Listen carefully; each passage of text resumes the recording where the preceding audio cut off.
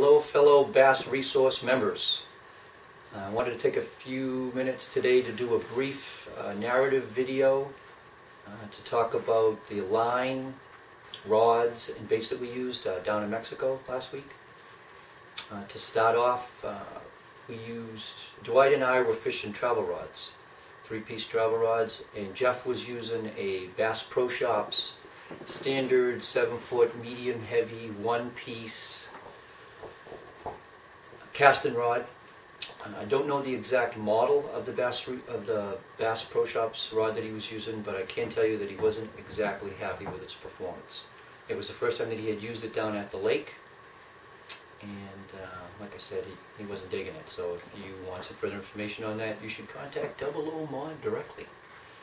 Dwight was using a G. Loomis 6'9" medium heavy 3-piece travel rod. Dwight's had that rod for a couple of years now. It's been on several trips with him, both north and south of the border. He's very good with it, and I know that he likes it a lot. I was using a St. Croix inshore Tidemaster travel rod 3-piece. I had 3 models with me: a 7-foot medium, a 7-foot medium heavy, and a 7.6 heavy. I used the medium and the medium heavy mostly. It is a saltwater rod. It's a little heavier, but it works very well down there. And I had used them over the summer before I brought them down to Mexico so that I would be used to them when I got there, and that paid off. I like the rods an awful lot. The convenience of the 3-piece travel rod, vice the 7.5-foot rod tube through the airport cannot be overemphasized, and I'll never go back to the big tube again. The lines that we use, this is kind of funny, all 3 of us were using different line. Dwight was using a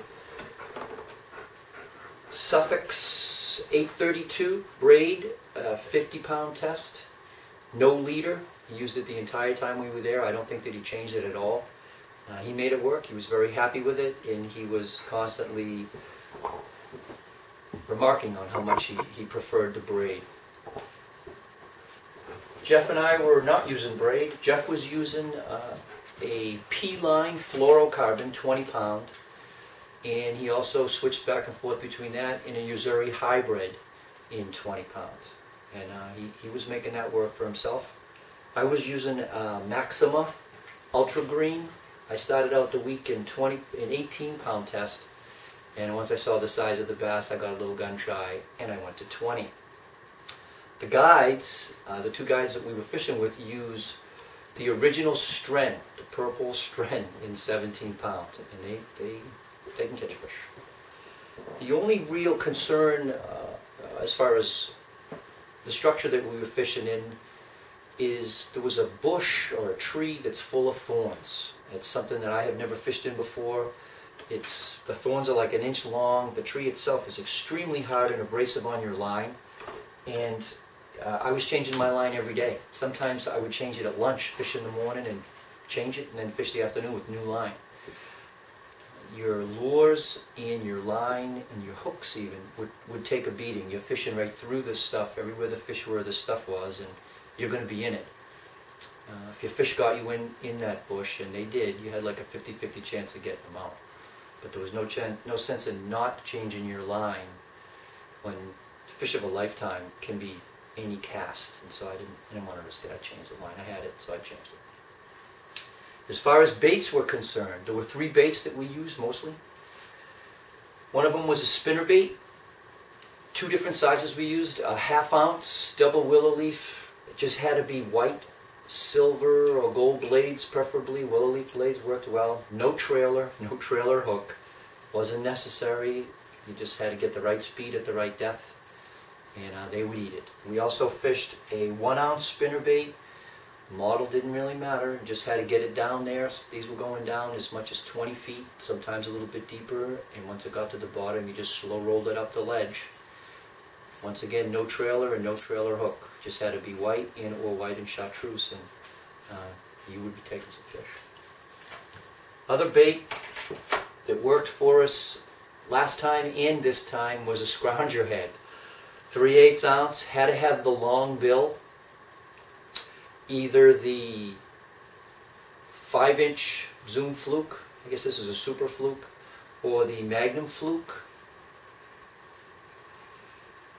Good bait, slow constant retrieve. You're almost fishing it like a spinner bait. You just get it down to the bottom and then slow roll it back to the boat.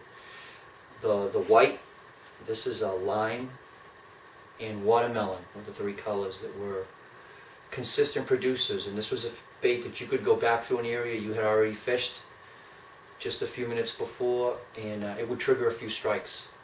And sometimes they were bigger strikes than the first time through. The bait that was the rock star of the whole week was a rattle bait. There were 2 that we were using. The original Bill Lewis Rattle Trap 1 ounce Mag Force, blue and silver. Bait was money. The visibility there was between 2 and I think the best we had was something 4 feet. This was the right profile and they wanted to eat it. This bait comes with extra wide gap treble hooks and some pretty beefy split rings. We didn't change anything on this bait. We used it just the way it came. We changed the hooks after they started getting beat up a little bit, but the bait held up very well under the rigors of the fish and the structure. The bait for me that was PB type bait was Strike King Red Eye Shad, 3/4 ounce and Sexy Shad. This bait was killer. I don't know if it was the profile, the sound, the speed, but I put this bait on in the morning of day 2, and I didn't take it off until we left. It was the only one I had. I have a friend here. It was the only one I had, and it was killer, man. I will say that I changed the hooks out on it.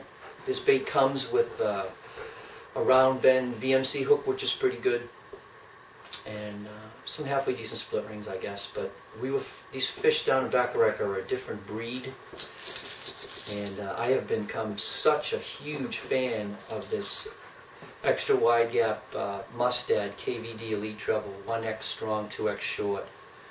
It just has really been, it's a real confidence builder for me. I feel once I get a fish hooked, they're going to stay on there. I was using a medium action rod and co-poly line, and they weren't coming off. I just had to keep them out of the trees. That was my biggest challenge. So I also changed the split rings out on quite a few of them. Big fan of the Owner Hyperwire split ring. I think we were using a 45-pound test. Jeff had them. He was kind enough to share.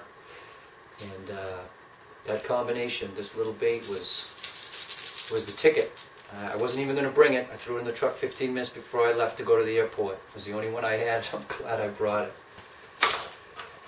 So that's the end of this narrative. If you ever get a chance to go down to Bacharach, I highly encourage you to consider it. This one, just like the last one, was a pretty good experience. Thanks for watching.